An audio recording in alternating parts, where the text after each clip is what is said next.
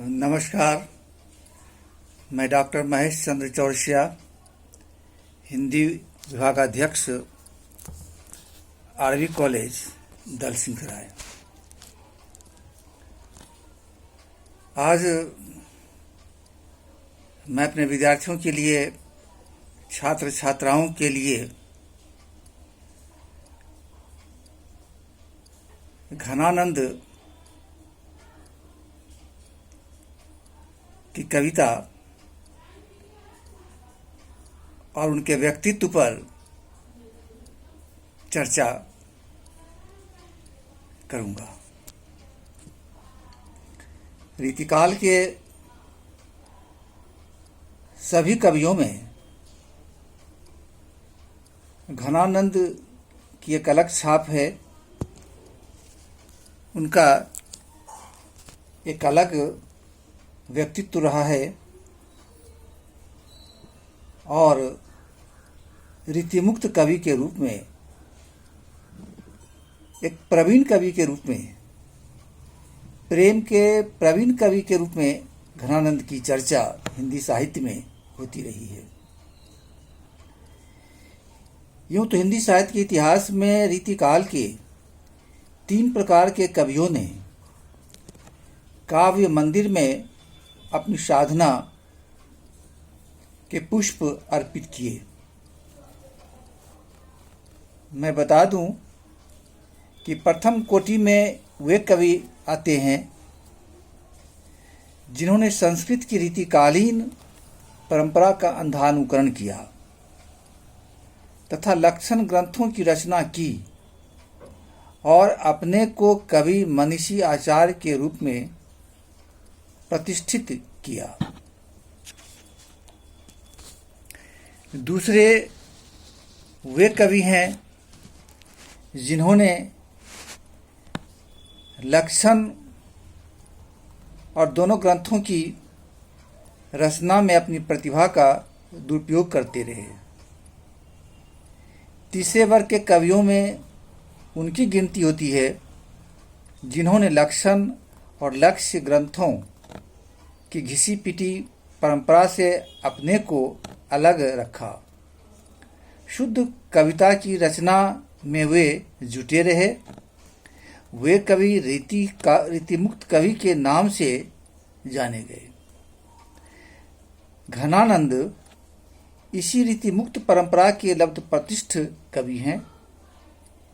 घनानंद की रचनाओं में रीतिकाल के अन्य कवियों की तरह कला पक्ष की प्रधानता नहीं है। वे कविता में जीवन के भोगे हुए सत्य को अभिव्यक्त करने की कोशिश करते हैं।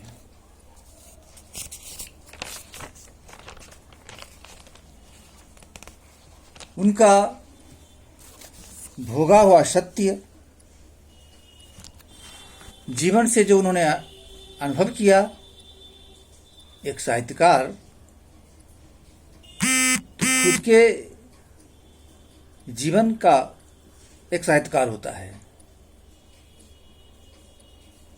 और फिर वह समाज के भोगे हुए सत्य का साहित्यकार होता है।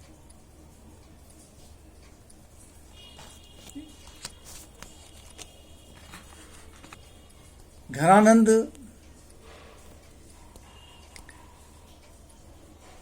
एक प्रेमी कवि थे। स्वाभाविक रचना वे करते थे और सुजान उनकी जिंदगी में आई हुई एक विनम्र प्रेमिका थी। जब सुजान ने उनके प्रेम को ठुकरा दिया तो हृदय में एक ठेस लगी, आघात पहुंचा। वियोग की टीस से उनकी हृदय वीणा झंकृत होने लगी। इसी विरहानुभूति घनानंद को काव्य की रचना के लिए प्रेरित करती है। इसलिए वे प्रेम मार्ग के प्रवीण पथिक हो गए। उन्होंने स्वयं अपनी कविता तथा पाठकों के बारे में लिखा है, समुझे कविता घन आनंद की, समुझे कविता घन आनंद की, जिन आँखिन प्रेम की पीर तकी। वस्तुतः इन्होंने निजी अनुभूति को कविता के सांचे में ढाला। इस दृष्टि से वे हिंदी के छायावादी कवि का मूल पुरुष सिद्ध होते हैं। रामधारी सिंह दिनकर ने ठीक ही लिखा है। उन्होंने कहा है, रीतिकाल का कोई एक कवि अगर छायावादी कवियों का आत्मीय बंधु कहा जा सकता है तो वह घनानंद है। हिंदी साहित्य के इतिहास में घनानंद जिस स्थान का अधिकारी है वह स्थान उन्हें अभी नहीं मिला है। ये बातें दिनकर ने कही हैं, जो सटीक लगती है। विचार करें तो देखते हैं कि घनानंद का एक पांव रीतिकाल में है तो दूसरा बिल्कुल छायावाद के पास पहुंच जाता है। आधुनिक काल का जो छायावाद है तो हम कह सकते हैं कि छायावाद की छाया तो रीतिकाल में आ चुकी थी और वह घनानंद के काव्य में सहज दिखती है। रीतिकाल के कवि का पांडित्य से बहुत ऊपर पाते हैं। घनानंद रीतिकाल के अन्य कवियों से अपना यह भेद खुद देख रहे थे, इसलिए उन्होंने कहा था कि लोग हैं लागी कवित्त बनावट, मोहितो मेरे कवित्त बनावट। उनकी रचनाओं में न पांडित्य दिखता है न कोई दिखावा है। अगर कुछ है तो केवल शुद्ध प्रेम है, सौंदर्य की आभा है, विरह की तपिश है। सौंदर्य, प्रेम और विरह, वेदना, इन तीनों की अनुभूति उनकी कविता में विद्यमान है। प्रेम और लावण्य का जीवंत आभास इनके कवित्व में है। रावरे रूप की रीति अनूप नई नई, लागत ज्यों ज्यों निहारिए। कितनी अच्छी पंक्तियां हैं, दिल को छू जाने वाली हैं। और विरह तो घनानंद की पूंजी है और कहा गया है कि मिलन प्रेम का व्यय है तो विरह प्रेम का संचय है, धन है।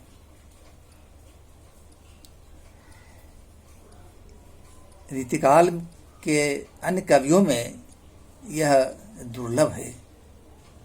रीतिकाल की बौद्धिक विरहानुभूति की निष्प्राणता और कुंठा के वातावरण में घनानंद की पीड़ा की टीस सहसा ही हृदय को चीर देती है।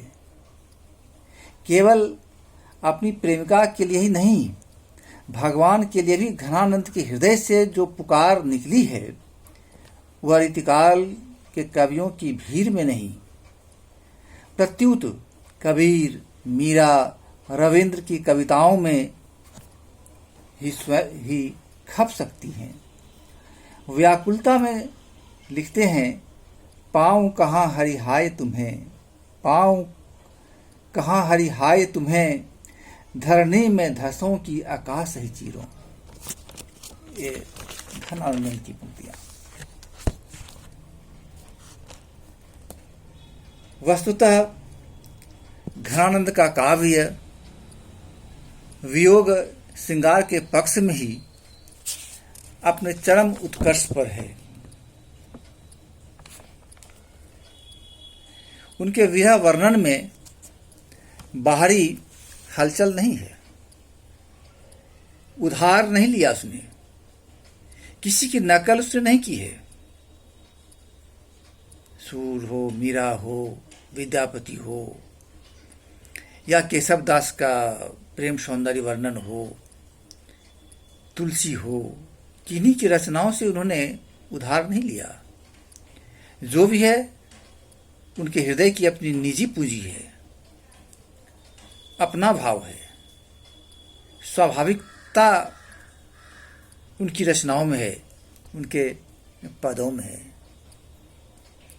उनके विरह वर्णन में। जो मैंने कहा कि बाहरी हलचल नहीं, जो कुछ है वह भीतर ही भीतर। इसलिए वे रूप से अधिक रस को और बाह्य सौंदर्य से अधिक आंतरिक प्रभाव को महत्व देते हैं। कहा भी गया है कि beauty see not to touch. सुंदरता देखने की चीज है, छूने की चीज नहीं। सुजान में के प्रेम में दैहिक संपर्क की गंध नहीं है। घनानंद के प्रेम में दार्शनिक भाव है।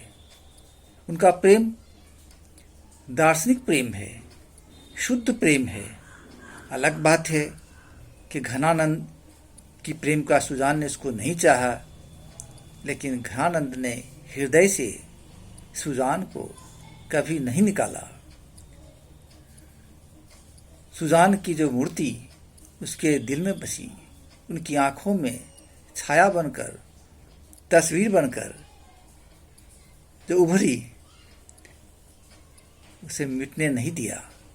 उसने उसे लिपिबद्ध किया, कलमबद्ध किया, शब्दों और भावों की चाशनी में उसे डुबो दिया। और उनका प्रेम काव्य अत्यंत मिठास लिए हुए, दिल को छू जाने वाली वह काव्य अमर हो गया।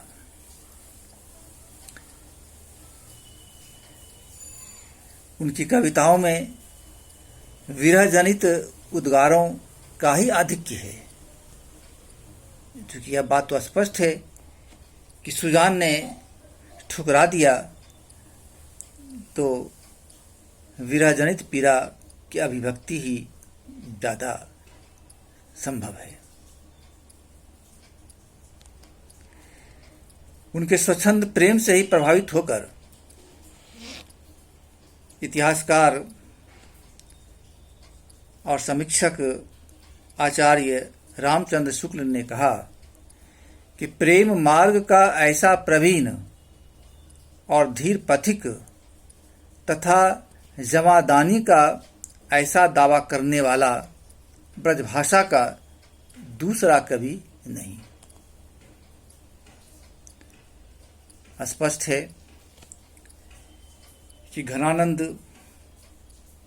की कविता हमारे हृदय में उतर जाने वाली है और रीतिकाल में जितनी रचनाएं हुई वे श्रृंगारिक रचनाएं हुई और अधिकांश रचनाकारों ने पांडित्य का प्रदर्शन किया।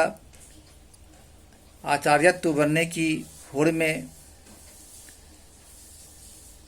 काव्य शास्त्रीय लक्षण ग्रंथों की रचनाएं उन्होंने की, लेकिन घनानंद उस लीक से हटकर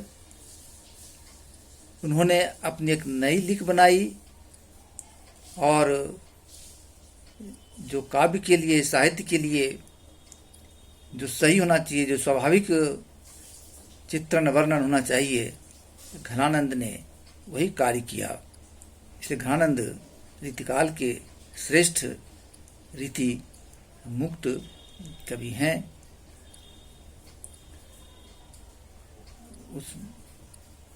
उस विरले घनानंद को मेरा कोटि कोटि नमन है। बहुत बहुत धन्यवाद आप सबको। आपने मेरा व्याख्यान यदि सुना और अच्छा लगा हो तो मैं अपने आप को गौरवशाली समझूंगा। बहुत बहुत धन्यवाद। एक बार फिर से नमस्कार।